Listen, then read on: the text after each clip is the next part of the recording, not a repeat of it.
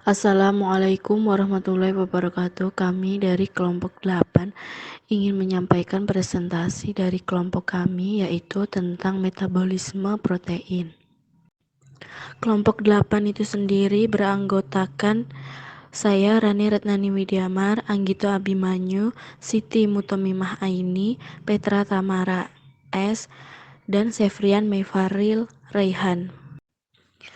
Jadi, pada pembahasan metabolisme protein, kami akan membahas yang pertama, yaitu protein, yang terdiri dari pengertian protein, jenis sumber protein, dan fungsi protein.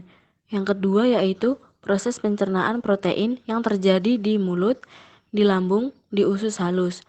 Yang ketiga yaitu proses metabolisme protein, yang terdiri dari transminasi, deaminasi, dan pembentukan urea. Pertama, protein. Pengertian protein. Protein adalah komponen penting atau utama bagi sel hewan dan manusia. Protein adalah senyawa organik kompleks berbobot molekul tinggi yang merupakan polimer dari monomer-monomer asam amino yang dihubungkan satu sama lain dengan ikatan peptida. Molekul protein mengandung karbon, hidrogen, oksigen, nitrogen, dan kadangkala sulfur serta fosfor. Protein merupakan salah satu dari biomolekul raksasa. Selain polisakarida, lipid, dan polinukleotida yang merupakan penyusun utama makhluk hidup. Selain itu, protein merupakan salah satu molekul yang paling banyak diteliti dalam biokimia.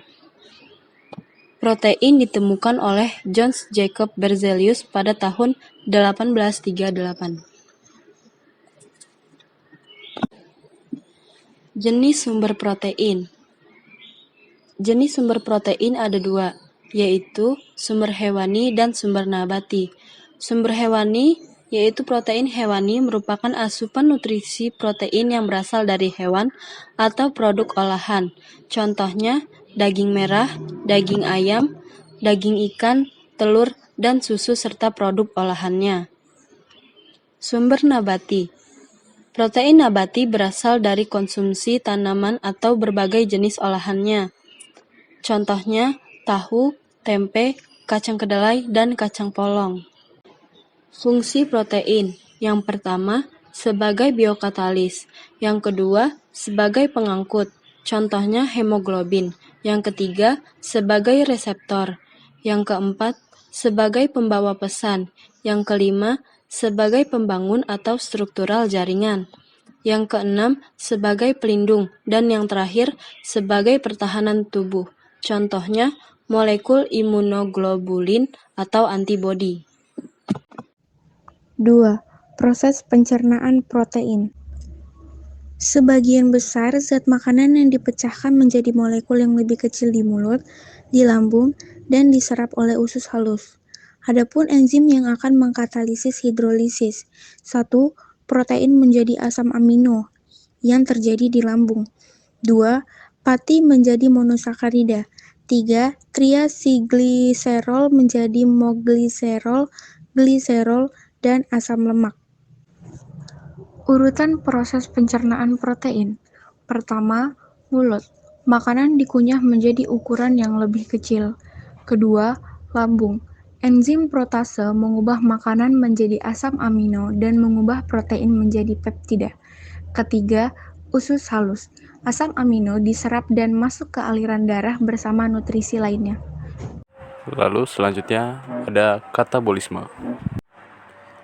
Lalu selanjutnya ada deaminasi, yaitu L-glutamat plus NAD positif plus H2O dengan kotoglurat plus 3NH4 plus NADPH plus H+. Glutamat mengalami deaminasi oksidatif menghasilkan ion NH plus 4-. Reaksi ini dikatalis oleh enzim L-glutamat dehidrogenase dalam matriks mitokondria. Glutamat merupakan salah satu asam amino yang gugus aminanya dapat dilepaskan secara langsung dengan cepat. Ion NH+- yang dihasilkan akan melanjutkan perjalanan dalam siklus urea untuk dapat dikeluarkan dari dalam tubuh. Selanjutnya ada proses metabolisme protein.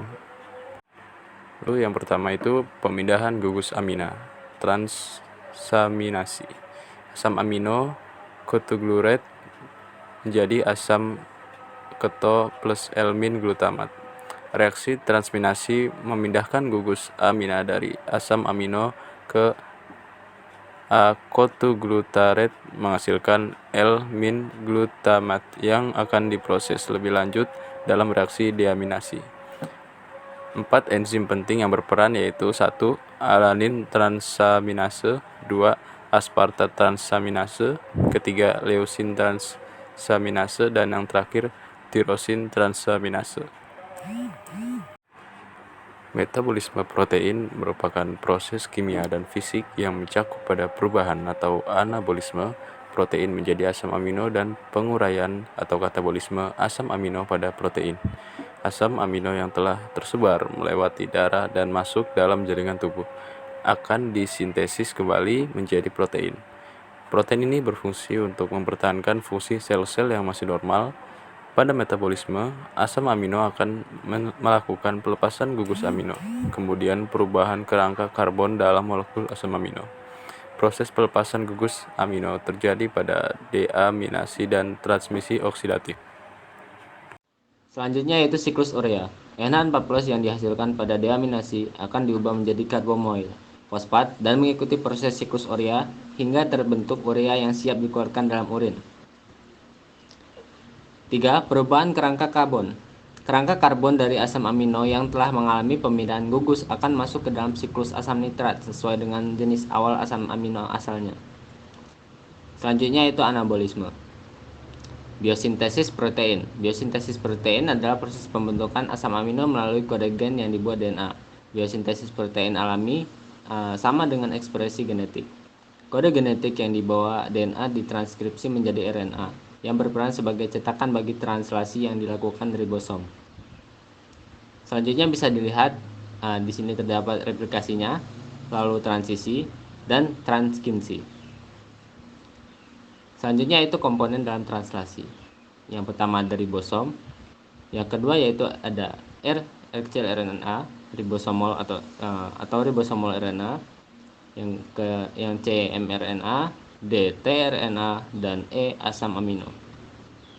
Terima kasih.